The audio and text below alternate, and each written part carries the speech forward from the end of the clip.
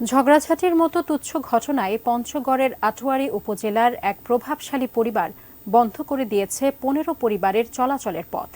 উপজেলা প্রশাসন, UP chairman কারো নির্দেশনাতেই পরোয়া নেই প্রভাবশালীদের। পঞ্চগড় প্রতিনিধি সিদ্ধার্থ কর্মকারের তথ্য, ছবিতে দেখব ডেস্ক রিপোর্ট। তুচ্ছ ঘটনা। লীলারমেলা গ্রামের রুস্তম আলী রোজিনা দম্পতির ঝগড়াঝাটির জের ধরে প্রতিবেশী আঞ্জুয়ারা বেগম রোজিনার স্বামী সম্পর্কে আপত্তিকর কথা বলেন। পারিবারিক বিষয় তাকে নাক গলাতে নিষেধ করায় ক্ষিপ্ত হয়ে প্রভাবশালী পরিবারটি বন্ধ করে দেয় চলাচলের রাস্তা। কয়েকদিন আগে আমাদের এখানে একটা ছেলে অসুস্থ, শরীর দুর্বল হয়ে পড়ে গেছে কাজকর্ম করতে করতে, ওকে যে ভ্যানে করে নিয়ে যাবো এই সমস্যাটা আমাদের কাছে নাই। আমরা এখান থেকে তো 15-20 বছর থেকে যাওয়া আসা যাতায়াত করি, এখন তো রাস্তাঘাট বন্ধ হয়ে গেছে। ঘটনা নতুন নয়, গ্রামবাসীর অভিযোগ এর আগেও পান থেকে চুন খসলেই বেশ কয়েকবার একইভাবে রাস্তা বন্ধ করে দিয়েছে তারা। পরে আঞ্জুয়ারা বেগম ও তার ছেলের হাত পা ধরে মাফ পাওয়া গেছে।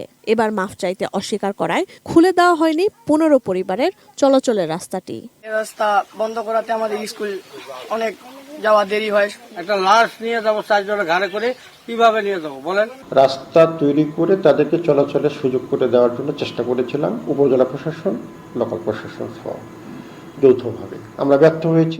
ঘটনা উপজেলা নির্বাহী কর্মকর্তাকে জানানোর পর তার নির্দেশনা অনুযায়ী রাস্তার রেকর্ড বের করে নিশানা গেড়ে দেওয়া হয়, তুলে ফেলে দেওয়া হয়। তাও এ বিষয়ে ক্যামেরার সামনে কথা বলতে চাননি অভিযুক্ত পরিবারের কেউ। মোবাইল ফোনে আঞ্জুয়ারা বেগমের ছেলে স্বাধীনের সাথে যোগাযোগ করলে তিনিও দেননি কোনো সদুত্তর।